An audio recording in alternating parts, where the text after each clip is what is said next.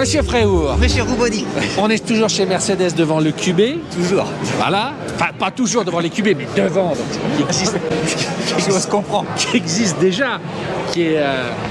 C'est le GLB, normalement, et toujours dans leur philosophie de passer en électrique.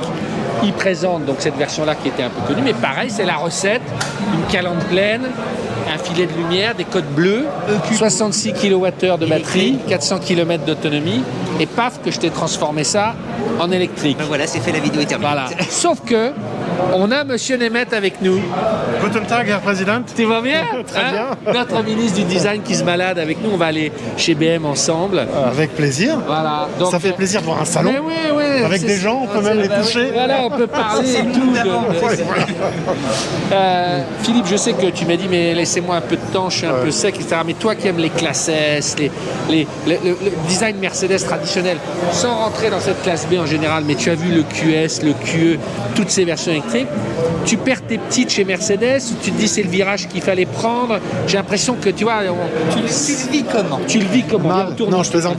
Tu vis comment cette fois-là? Non, mais ça fait déjà une dizaine d'années que les gammes ont éclaté en termes de diversification. Ouais. Donc, comme tu disais, moi qui aime un peu l'ancienne génération, parce que c'est ce que j'ai connu, je suis déjà un petit peu perdu. Même avant les EQ, la gamme, c'est pas les seuls. Donc, il y a ce premier point. Après, en termes de style, Mercedes a quand même rationalisé un style qui est redevenu cohérent. Ils se sont cherchés. C'est un petit peu la problématique, la grande question des grands constructeurs qui prennent des directions qui sont un peu hésitantes, BMW, Audi, Mercedes. Et là, il y a une cohérence. L'électrique t'impose de te réinventer, en fait, quasiment à tout. Oui, mais est-ce qu'il se réinvente? C'est une voiture, il y a un capot, il y a une calandre, ok, elle est pleine. On verra en termes de concept car, chez d'autres constructeurs, il y a des choses qui me paraissent aller un petit peu plus loin. Ouais. Là, chez Renault, c'est un petit peu pareil, c'est très bien, mais j'ai l'impression d'avoir une voiture thermique dans laquelle on dit elle est électrique, elle a une petite... La Mégane, ça t'a pas frappé le côté qu'elle revienne à des proportions et des dimensions beaucoup plus petites, 4,20 m, 4,50 m, etc. Oui, mais voilà, tu mettrais des trous dans la calandre, tu dirais qu'il y a 1,5 litre DCI... je ne suis pas aussi catégorique que toi, moi. C'est marrant. La vidéo sur la Mégane, en fait, ce qui s'explique, le moteur est beaucoup plus petit. Ils ont fait un tout petit capot. T'as pas vu, genre le capot est beaucoup plus petit qu'une... Oui, mais elle a quand même des codes fondamentaux. Moi, j'aime bien. Hein. C'est pas une critique stylistique. Moi, je suis plutôt à l'aise avec ça. Mais Tesla, avec la Model S, leur première grande, là, la voiture, elle gueulait pas qu'elle était électrique. En termes on était dans des proportions plutôt d'une voiture moteur longitudinal, propulsion. Donc c'est un peu compliqué d'apporter ces codes. À part le I-Pace de Jaguar qui a vraiment été très loin, dire voilà, on montre que c'est électrique. Et qui n'a pas marché. Non mais... Donc, et le modèle Y, alors Tesla justement, parce que est-ce qu'il faut avoir des codes électriques? Est-ce que c'est une nécessité ou est-ce qu'il suffit de faire une belle voiture? À la rigueur, on s'en fout de la motorisation. Les Tesla se vendent aussi parce qu'elles sont jolies, elles sont performantes, elles sont jolies. Ouais. Je me souviens, il y a une dizaine d'années d'avoir discuté avec de ma famille au Canada et on parlait de la Chevy Volt de production. Et il disait mais elle est moche, je vais pas acheter ça. Par contre, une Tesla, c'est sexy. Enfin, sans jeu de mots avec c'était il y a 10 ans. Mais ça, c'est marrant parce que le QB, tu vois, on est entre deux. À la base, c'est leur version SUV de la classe A un peu allongée. C'est presque un peu... C'est encore un dessin à l'ancienne. Et là, ils essayent de l'électrifier. Comme tu dis, on met une calandre pleine, du bleu, des jantes un peu plus trucs. Mais on est dans quelque chose de... C'est un petit van. C'est un petit van. Regarde, viens avec moi. C'est un van, là. C'est entre deux, comme dit Cédric. C'est pas évident. Effectivement, la clientèle... Moi, je viens de faire 500 km d'autoroute en Allemagne. Ouais. Tu comprends Et t'as pas chômé, hein, tu m'as dit. Non, t'étais en zone libre avec ta SAP, t'as tapé le 240, quoi. Oui, c'est ça qui est en toute légalité. Donc c'est ça qui est assez drôle, tu te sens pas coupable. Qu'est-ce que tu veux dire? Tu dis, justement, quand je te dis elle est entre deux, etc., tu dis on comprend mieux en roulant en Allemagne ce que veut la clientèle. Ce que veut la clientèle, de la grosse berline, du gros break, du gros SUV, qui roule à 200, 250 ou 280 km/h. Ouais. Et là, avec le poids, la batterie et l'autonomie, en gros, sur l'autoroute à 200, t'as peut-être 150 bornes d'autonomie. Je veux dire, il faut venir en Allemagne. Je suis pas... je disais à mon petit-neveu qui m'accompagne, peut-être que dans 10 ans, dans 20 ans, Ça n'existera plus, ça ouais. n'existera plus. Donc profitons-en, carpe diem. Mais effectivement, j'ai une connaissance, un prof de l'Estaca, qui apparemment a été au Nürburgring avec sa Tesla. Bah, au bout de 2 tours, il avait plus de batterie. Ouais. Enfin, même avec une Tesla, tu vois. Donc bon, après, Oui, mais tu sais bien qu'on on est vit sans obligé maintenant, voilà. on vit sans le Nürburgring. Mais pour revenir au code stylistique, moi je suis pas complètement convaincu.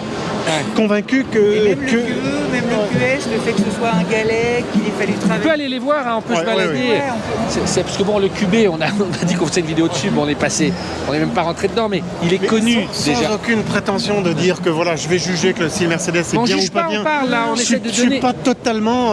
Dit est-ce Rassure-toi, que on a prévenu que c'est nos Non mais venez, asseyez-vous, juste, viens, mets-toi au milieu. Mais attends, parce qu'il y a quelque chose tiens, un mur végétal, mets-toi au milieu. Non mais attends, parce que encore une fois, c'est du live, etc. On est d'accord qu'on est dans un entre-deux aujourd'hui au niveau de la bagnole qui est très compliqué, qui doit se ressentir dans nos vidéos, qui se ressent dans les salons. Les gens sont obligés, les marques sont obligées d'avancer, de tester des choses, chacun avec son... C'est compliqué, on voit bien que c'est pas aussi évident qu'avant, on sait pas qui va gagner, qui va perdre, tu le ressens ça. complètement. Donc c'est les cartes. En fait, le jeu, il est brassé. Absolument.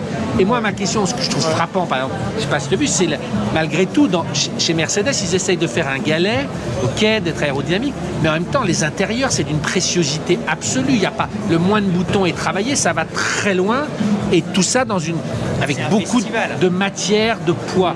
Est-ce que c'est la voie à suivre? Je ne sais pas. Ouais, c'est ce que, Ouais. comme tu disais, il y a quelques années, des constructeurs, pour nommer le concurrent BMW, avaient développé cette gamme I en disant voilà, on va avoir la gamme traditionnelle, la gamme M qui reste machin, et la gamme et les I, les I3, I8, etc. On s'est aperçu que ça fonctionne pas. Enfin, je veux dire, c'était pas des ça a pas succès, marché comme ils voulaient. commerciaux. Donc on est dans cet entre-deux. On a à la fois une clientèle qui demande beaucoup d'interactivité, d'interaction, qui demande une qualité d'interactivité. Ce qui est frappant chez Tesla, c'est que tout ce qui est électronique est conçu par des gens qui connaissent le métier. Et on a un peu l'impression que les autres, finalement, modifient leurs interfaces de classiques sur lesquelles ils ajoutent quelques fonctionnalités. Ça veut dire que tu as été, parce qu'on a conduit ensemble la Ioniq 5, là, les gens verront la vidéo dans quelques jours. Est-ce que tu as trouvé l'interface de la modèle Y plus simple que dans la Ioniq? Oui. Oui. Ouais. Après, chacun a il y a des gens qui sont Apple, d'autres Android. C'est chacun un ses petit peu perceptions chacun aussi. ses perceptions. Et moi, qui suis pas forcément la génération née avec une tablette, j'ai trouvé ou j'imagine si je devais convaincre mes parents d'acheter une électrique, tu sais, c'est comme je suis la génération qui a acheté des tablettes à mes parents. Ouais. Et voilà, qu'est-ce qu'il vous faut? Est-ce qu'il vous faut un Android? Est-ce que vous serez plus à l'aise avec un iPad? Si mes parents devaient dire ah bah tiens, j'en veux une électrique, Philippe, qu'est-ce qu'il faut acheter? Bah peut-être je leur dirais écoute, la Tesla, voilà, ça sera plus Alors, intuitif. Viens voir le QS avec moi, qui se veut quand même la nouvelle classe S, même s'il y en a une classe S quand même. Et là, je veux dire 2 mots sur le design. Elle est derrière, dans la version AMG.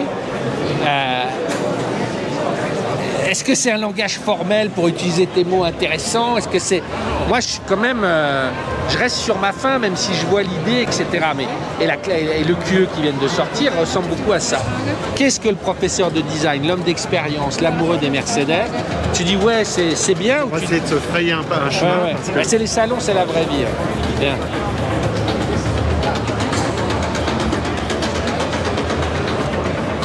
Ça n'a pas la stature de toute l'histoire des classes S. Moi, je trouve pas. Sans critiquer le style. Mais on ne cherche pas à critiquer, on cherche à faire réfléchir les gens. Mais en termes de perception, je veux dire, là, on achète une classe S, on a acheté en 60, dans les années 70-80, aussi pour dire, voilà, j'affirme, comme les Chinois cherchent aujourd'hui, les Chinois, ils veulent, bah tiens, on se retourne, il y a ce Maybach derrière, qui avait été présenté à un salon chinois. Le Chinois, il veut montrer. Donc on est presque arrivé, je me cache, excusez-moi d'être une Mercedes. Tu trouves là en voyant Ouais, ça? excusez-moi, je fais pas de bruit, je veux pas déranger. Ouais. Et je veux dire, alors c'est très personnel. Moi j'ai la Mercedes, j'ai une Mercedes. Et en termes de style, est-ce que les codes sont bons, les proportions, etc.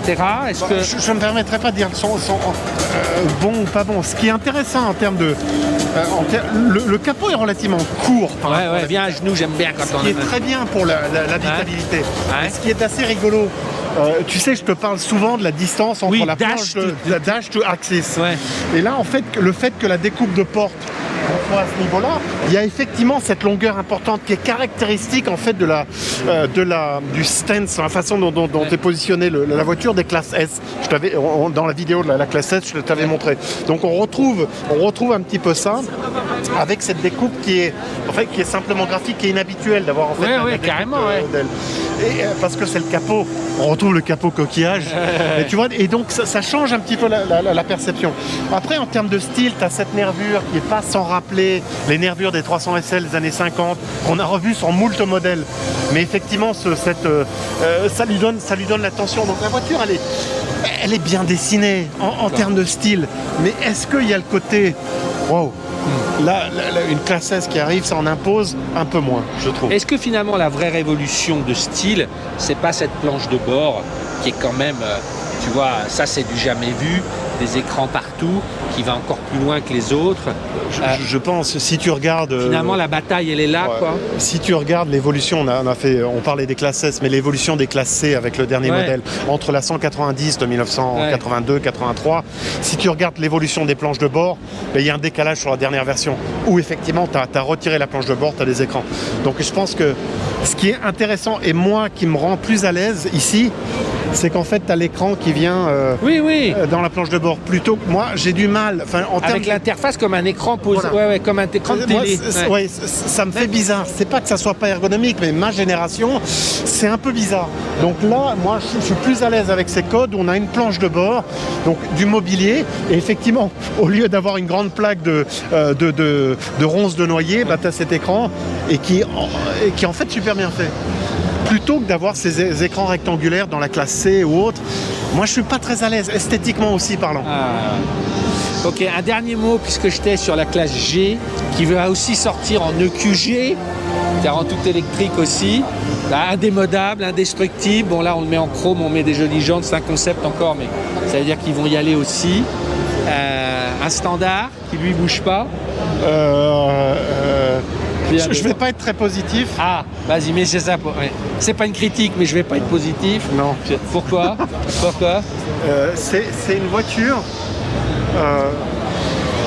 qui a toutes les qualités routières, dynamiques, qui a été commercialisée en 79. Ouais. Ça, en termes d'accident, j'avais il y a une trentaine d'années un copain qui avait un accident de moto avec un véhicule avec ce type de charnière. Ouais.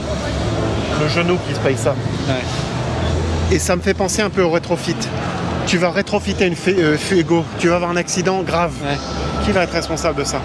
Alors, on électrifie un truc qui a été conçu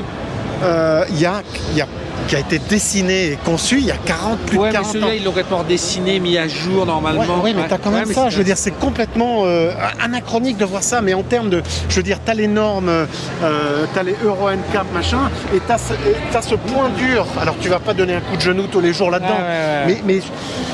Mais c'est un paradoxe. C'est pas que j'aime pas, moi je suis très à l'aise avec ce The Class G, boxy. Je veux dire que j'ai au service militaire, je conduisais une P4 c'est le même véhicule. Donc moi ça me parle. Ouais. Mais c'est ce paradoxe, de dire que voilà, on a une voiture de 45 ans, ok, on change tous les éléments, c'est redessiné, machin, mais la structure, elle est conçue. Et est-ce que c'est la plus efficiente en termes de fabrication, en termes de parce qu'on va voir chez d'autres constructeurs la démarche d'économie circulaire.